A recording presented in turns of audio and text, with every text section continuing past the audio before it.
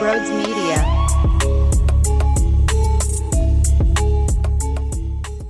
Yo, what's going on, everybody? Welcome on into today's show. It's midweek. Things have died down a little bit in regards to reacting to the win against the Steelers, but we're not there yet where we can start scheming up the differences between Washington and us, even though I'll keep it very simple. We are going to kick your ass too. It's so amazing what they do on a week-to-week basis. Imagine being their rookie quarterback. There's some noise that you've been good so far, right? But you know, on a short week on Thursday Night Football, you came to South Philly and got embarrassed by a team led by Vic Fangio defensively that made you look new to this, that made you look young, that made you essentially realize I'm not as good as I thought I did. It was a reminder you got a long ways to go, pal, okay? Jalen Carter, imagine getting a second date as you're sitting in the pocket. I got to face this guy twice a year. Why couldn't I be in any other division? Here's Zach Bond. You're telling me the Eagles pick up this cat? He sneaks in at linebacker at never position he played before. And now here's the fresh new quarterback who's got to have 2 dates with him a year too. N'Kobe going downhill. He's not afraid to meet you in the trenches, trying to take your soul and decapitate your head from your body. This team does some things to me. Hey, this team does some gnarly things to me. I start to hear the engine rev, and I'm telling you, I don't want to get descriptive, but it's wild. I'm going to shut up so you can hear from Jay Glazer, and then we can pick apart positively what makes this team so great. Because there's a lot here to chew on. Let's do it. Well, I will tell you this. The drama was way bigger outside the building than inside the building.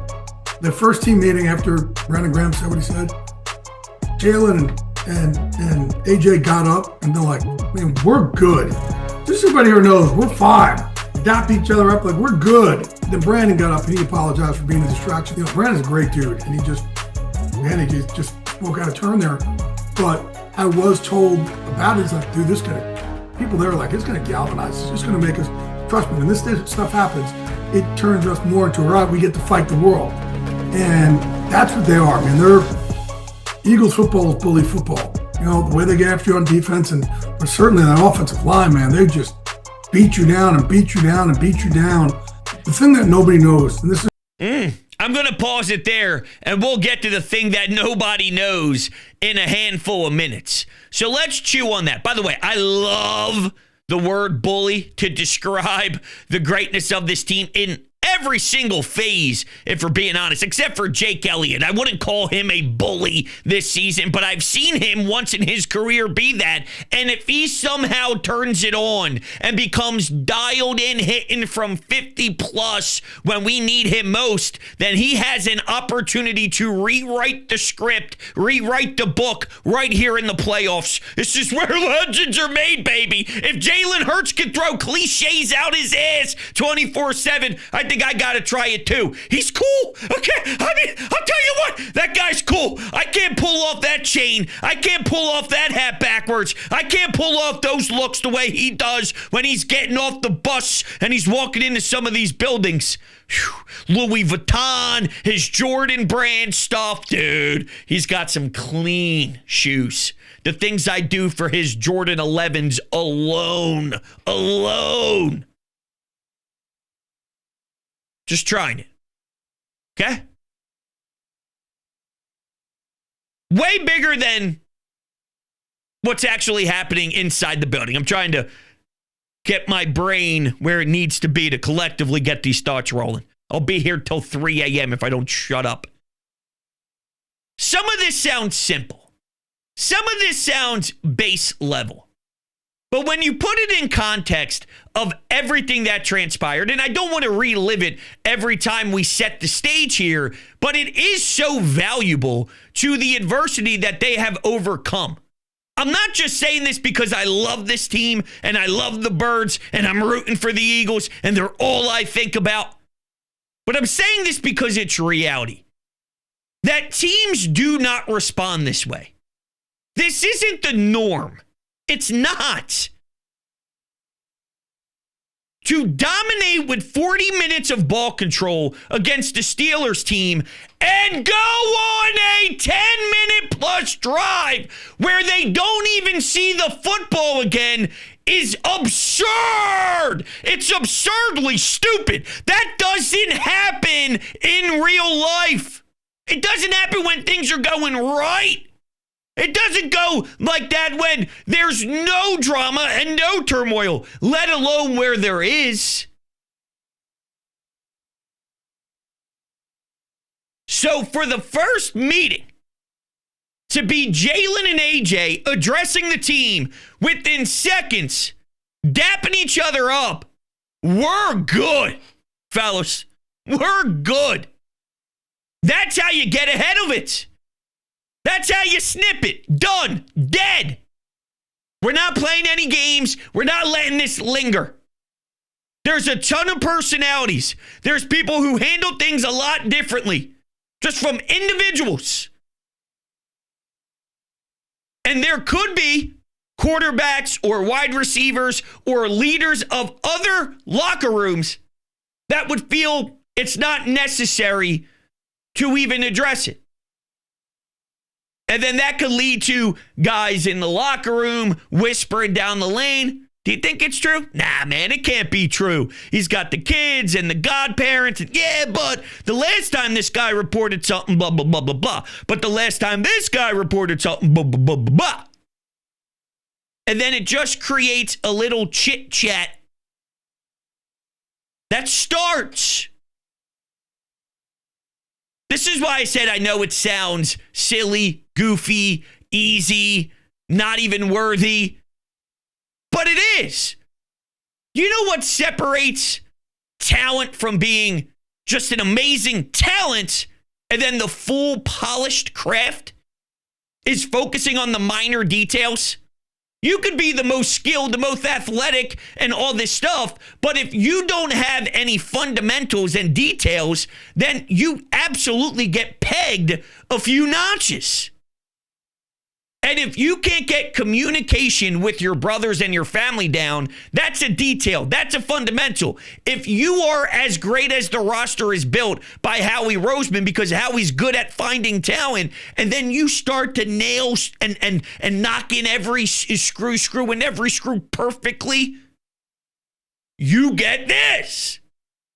So the communication and looking at everybody in the face, and even BG afterwards, with the distraction, going, my bad. I believe that this is all reasons why they are who they are. And they're an amazing football team. But that's exactly how you want it done behind the scenes. That's the perfect way to move forward.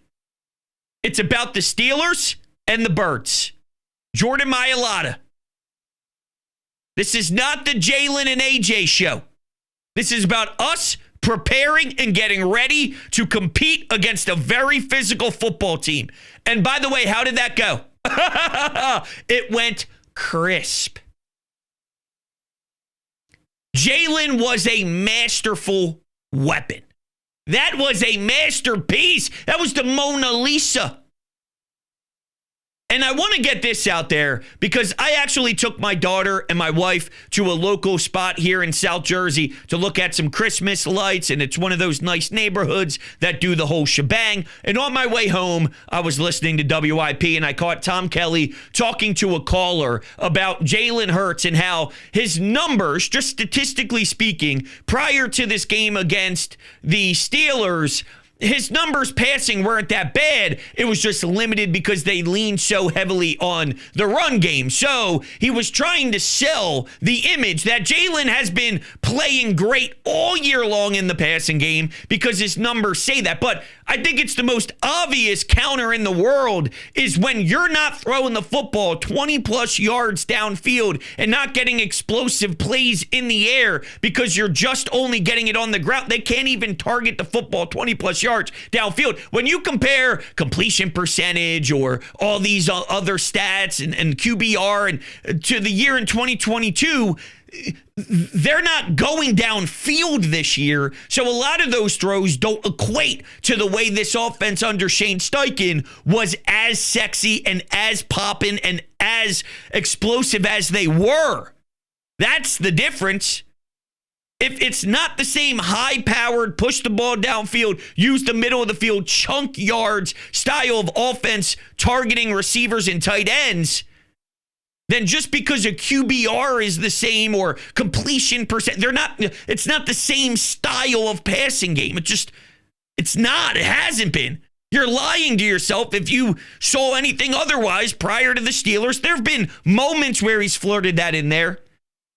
But I'm going, what are you watching? Although I did start the show off by saying this is the positivity half hour. So shame on me. I got one other thing that might be a little negative. Should I squeeze it in here so then we can just erase and eliminate anything negative moving forward? Yes, that's how we're going to do this. One of Jay Glazer's points was they are internalizing this. And they are using this as motivation to get them on top. And I don't really care. If we have to be the bad guy, so be it. I won a championship. But something that's so beautiful about winning a championship, especially in a city like this, where it means so much to us, is the ride with the crowd, with the fan base, with the city. It's the togetherness. If it's us versus them, while I would still gladly take that over the alternative, that won't change the way I'm crushing garage beers, which you can find at drinkgaragebeer.com. Excuse me. I threw myself off with that curveball. Didn't anticipate getting there, but it was just a perfect transition that I now already screwed up. Drinkgaragebeer.com. Don't worry about any IPA taste. It is a perfect light beer, the most perfect light beer. The greatest light beer in the history of light beer. Drinkgaragebeer.com. The information is down below. It won't change my excitement if they do make it screw them, it's us versus them. It is what it is. I'll take it like a champ and move on. But there is an element where what makes this so beautiful is you look at Nick Foles and Brandon Graham and the 2017 team with this family-oriented feeling. And same applies to the 2022 team with the 70 sacks, but you don't win it. But the 70 sacks, that was a personality trait that this city can get behind, is being that much of a beast in the trenches and getting to the quarterback. But yeah, I don't know, for whatever that's worth. But I'll shut up there. I just want to make sure the most important takeaway from all this is how they stand up, they look at their teammates, and they address the issues within seconds. We have to be honest, we have to be open, and I'll emphasize for the third straight day the words of Devontae Smith about how uncomfortable conversations needed to happen. That tells me it's more than just Jay Glazer reporting what AJ and Jalen did, but there was more than just that. It probably got authentic. It probably got raw. It got real. But the only way to get to where you need to be is to look at one another, respect one another, see where each of you are coming from, and then figure out we have the common goal. How can we use this information to best utilize our skill sets to get there?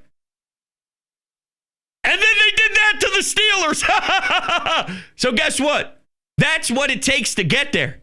And boy, is there not a team that wants to see the Eagles ever. You're sick in the head if you are rooting to see the Eagles. because you're going to see broken bodies everywhere the way this team bullies you, the way this team swarms you, the way this team chops your head off. You don't mess around with this crew. Look at the way everything transpired in the back of the end zone. This team's tough. And then they back it up with being extremely talented. It's a deadly combination. All right, so there's more to Jay Glazer, though, and this is probably the most interesting little nugget of it all, and it's about Jalen Hurts. So I'll back it up a little bit because he did mention there is, I forget the way he described it. The thing that nobody knows. That's where we paused it. So we'll begin with the thing that nobody knows. Nobody knows, and this is a credit to Jalen, is in the bye week. Brandon Graham actually with Big Dom went to his house and said, hey man, we need you to kind of connect more with everybody here. Right? As a quarterback, you can kind of get lost in that. So much other stuff you got to do. And he went out of his way. He met with the offensive line, connected. He met with Sirianni for like 3 times or several times. Connect with him. Connected with, he went out of his way with Graham, with everybody to connect with them more, saying, okay, I understand there's more to the quarterback position than me just sitting here with the game plan and, making sure I could, throw here and throw there. And they all credit him with doing a great job for it. And it's not out there how good of a job he's done to connect with his teammates. What are we doing with that music bed, by the way? I need to have a conversation with someone about how loud they put that background music. Unnecessary. How about that, though, huh? This isn't the first time we've heard that Jalen Hurts could do a better job getting with some of his guys and maybe connecting on a different level. And to his credit, he goes, okay. I don't know if that's how everybody would respond to that. You think Aaron Rodgers, after some of his most recent comments on Pat McAfee, which, if I'm going to be honest, I didn't really even dive into. I had a lot going on to worry about that. But I do know there's something going on there. Ryan Clark, this and that, the vaccination. I'm like, oh, God, here we go. Here's Aaron Rodgers. You think Aaron Rodgers would have the biggest smile on his face if he had a meeting with his coach and with the guy who plays security guard like Big Dom sits down and expresses how you got to start hanging out with your teammates more? Dude, he'd urinate all over your leg. That's what he'd do. He'd lift his leg up like a damn dog. Jalen, to his credit, for sure, let's do it. BG, let's go. Let's make it happen. O-line, even Sirianni. How big is that?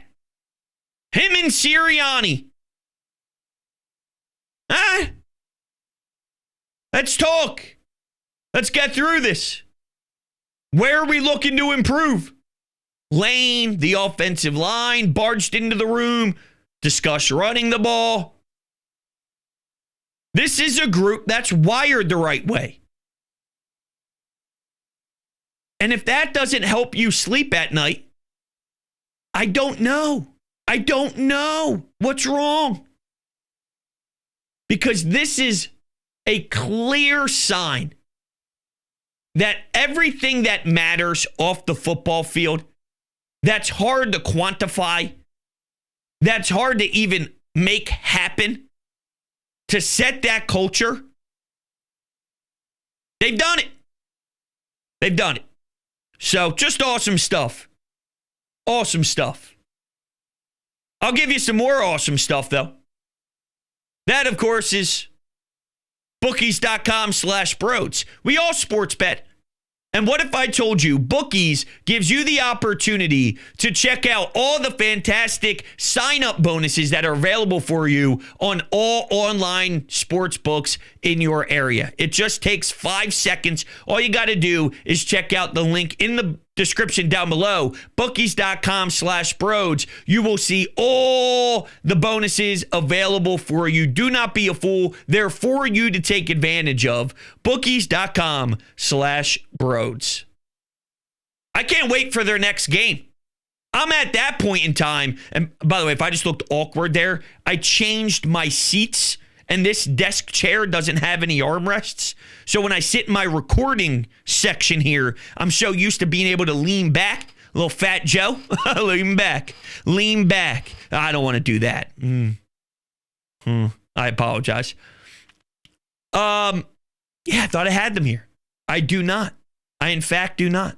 Let's listen to Nick Sirianni and his message to the team before Pittsburgh.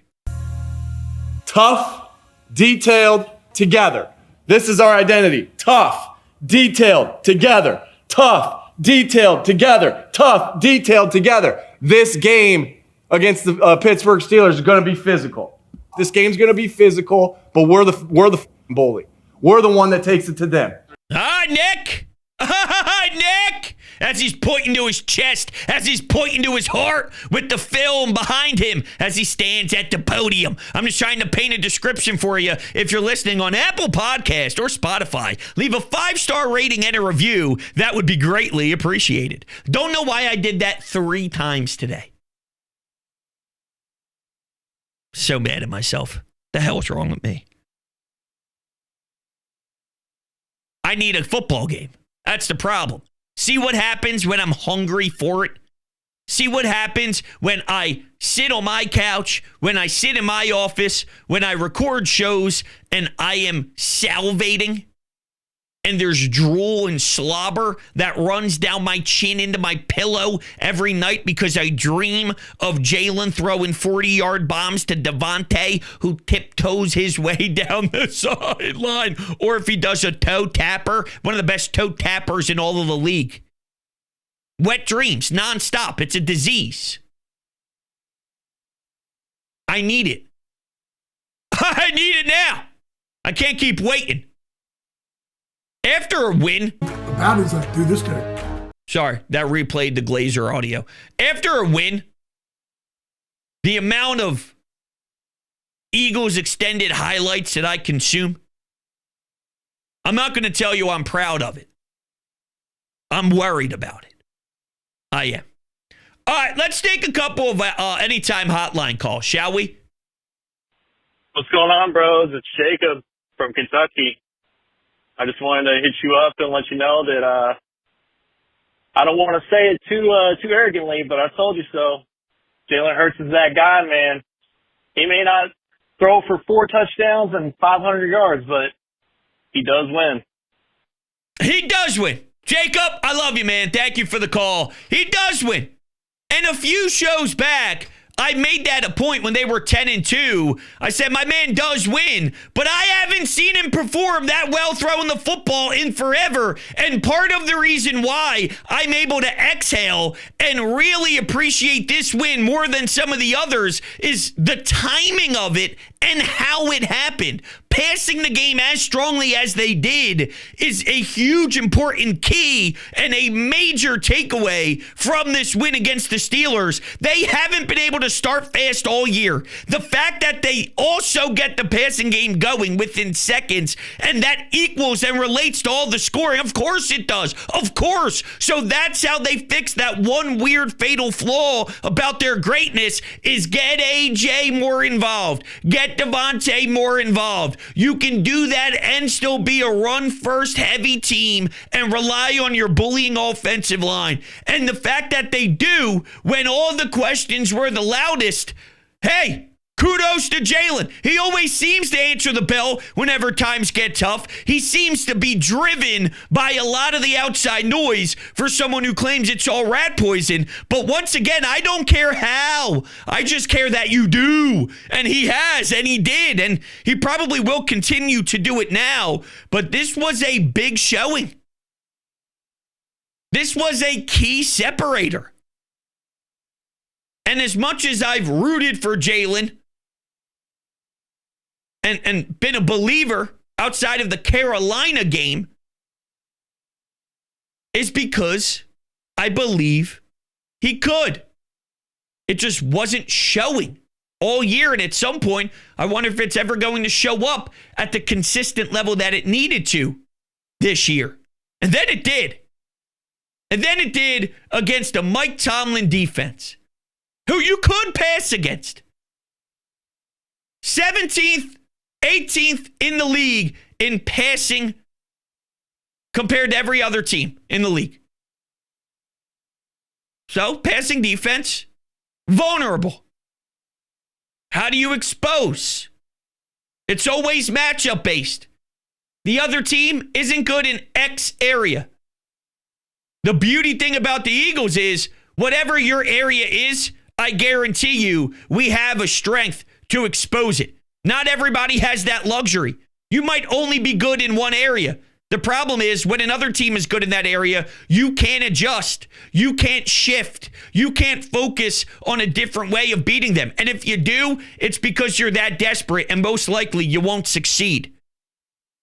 Here, we want to go long game, we will. When I say long game, I mean bombs downfield. You want to go lean heavy on Saquon, so be it. And in that case, we've already seen you toast the Ravens. The Steelers did a pretty damn good job, if we're being honest. The Steelers did better than any team I could ever imagine would against a Saquon Barkley this year. And I wonder if he was able to get more carries because that one tackle where it took his legs out and then he landed awkwardly and sat on the sideline for a while.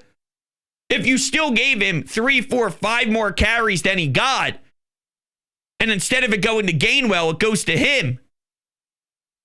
Maybe you break free for a 60-yarder and that pumps the numbers up to 124 or so instead of just 64, whatever he finished with, 68. It was in that range. So he probably still could have if he was just able to continue to go. But Gainwell was in his bag, doing his thing too. And you got to respect that. But I agree, Jacob, that overall, your tone has been more appreciative through the downs of Jalen, while I was reaching for the panic button of times where Jalen was down. But then after that, he'd have a second quarter against Baltimore that once again, wet dreams. And it's all I could think about is 6 or 7 straight passes that are perfect, that are difference-making, that goes on the SportsCenter highlights. They even do that anymore. I don't even know. It's not the same waking up late at night on the couch when you fall asleep around 10:30. You wake up, it's 1 a.m. and you're catching another rerun of SportsCenter and you catch the same top 10 play. I don't do that anymore. I don't know what even goes on after Scott Van Pelt. Well, it's the West Coast version of SportsCenter, isn't it? Anyway. Jacob, you were a lot more lenient with the uglier games with Jalen. That you deserve recognition for 1,000%. But I'm also not surprised that Jalen shut up a good portion of people. That's sort of been his motto. That's sort of been his description, is by the end of it, it's prove people wrong. Prove the doubters wrong. I hear what you're saying. It's not the truth. And it seems when things start to crash down on him and there are questions that are raised, he then shines. He just shines. And some of these wins describe that. First quarter bad, second quarter bad, third quarter it starts to flip by the back end, fourth quarter time to shine. After being ruled out through the first half, not looking strong, not looking like you are in control of your offense. 3-and-outs galore. As much as I loved what the Eagles did to the Steelers' offense, it was the opposite sometimes with some of these early first quarter drives in some of these matchups the past weeks. Fourth quarter, though. Boom. Lights are on. Shines. What a world, huh? Let's go to Carmen. In a week that was dominated by the Philly sports media, asking about the, we'll just call it the aging and Jalen show, the passing game showed significant improvement over last week. And you know what? I have to give the Eagles nothing but credit for it. And to be honest, man, it was more of the Jalen and Devontae show, especially in the second half, if you ask me. But long story short, this was a great win. This was a statement win, in my opinion. You know, we showed we're a true Super Bowl contender in this game. We got Washington next week, a chance to clinch the NFC East. And you know what? I'm fully embracing this opportunity. I can't wait to smoke a Victory Bowl. Let's go, Birds. Nothing like that Victory Bowl. You've experienced a good amount of Victory Bowls this season. Imagine a Super Bowl Victory Bowl. Talk about being stoned. My God. Now, going to the box score. A.J. Brown had 8 receptions, 110 yards, and a tutty. Devontae Smith had 11 receptions, so 3 more, but 1 less yard than A.J. Also had a tutty. I don't think this felt as if it was a Devontae game.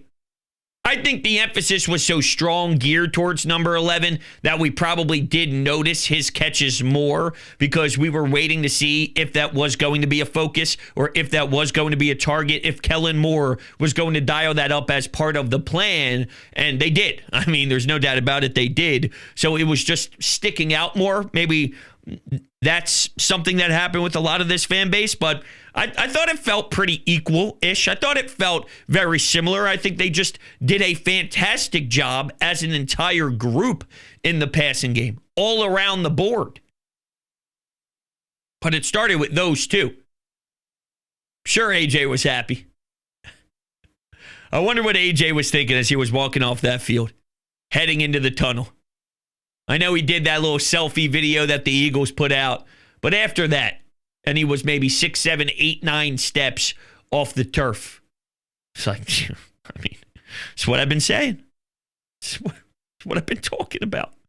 Now you see, as Carmen said too, this is a Super Bowl contender. And the way they passed, that's what makes you feel so much better about it. Even if you were they don't need to pass the ball to be great guy or woman. You have to admit that watching that brand of football gives you a secondary layer of thick skin, no? Doesn't it add weight and add more to who they are by a serious margin? Because now it's you win in 3 ways. The only real big worry is, can you win because of your special teams? Cooper DeJean could have a big return, though. It's not specifically just targeted to Jake Elliott. I do feel good about Coop sometimes when he gets snowballing. But I love their defense. I love their running game, and I like their passing game when it can be what we just watched. Where does it go wrong? Got to admit, it's a lot better of a feeling when you see them execute at that type of clip. Just saying. All right, that's going to do it for this show. Thank you all so much for kicking it and hanging out with me. I greatly appreciate all your support. I will catch you all on the next one.